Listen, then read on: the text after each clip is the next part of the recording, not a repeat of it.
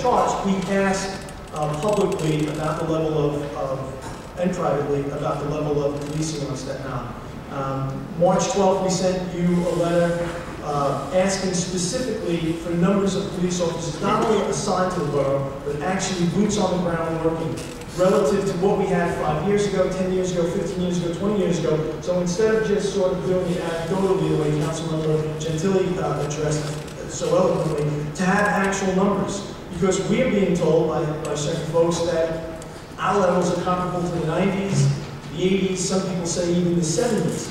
We followed up with no, in terms of police staffing levels. It's 90s, 80s, when you hear people say you had roughly the same amount of police officers you had in the late 70s, that's scary. Followed up on April 28th with a similar correspondence. And yesterday, in yesterday's Staten Island Advance, there was a story called the NYPD's Manpower Mystery, in which Deputy Commissioner Paul Brown is quoted as saying that, well, actually it's not a quote, but they attribute to him the fact that the PD is hesitant to give detailed information on staffing levels for fear it would give criminals too much inside information into the workings of the force.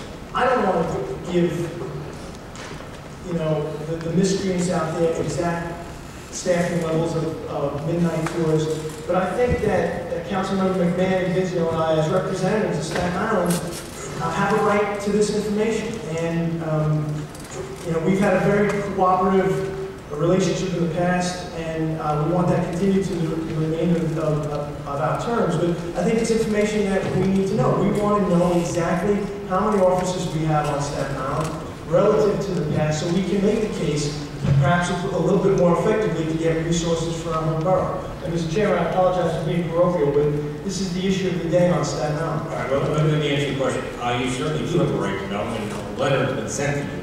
I get about 30,000 pieces of mail a year, so it just turned out overnight. What happened to it, just coincidentally, if you believe it or not, I signed off on that letter yesterday, because I do a lot of clerical work on the weekend. So what you certainly do as a city councilman is have a right to know the specific mandate and so on. I think the answer was really made by Commissioner Brown was kind of maybe a general way to report versus looking for very specific information.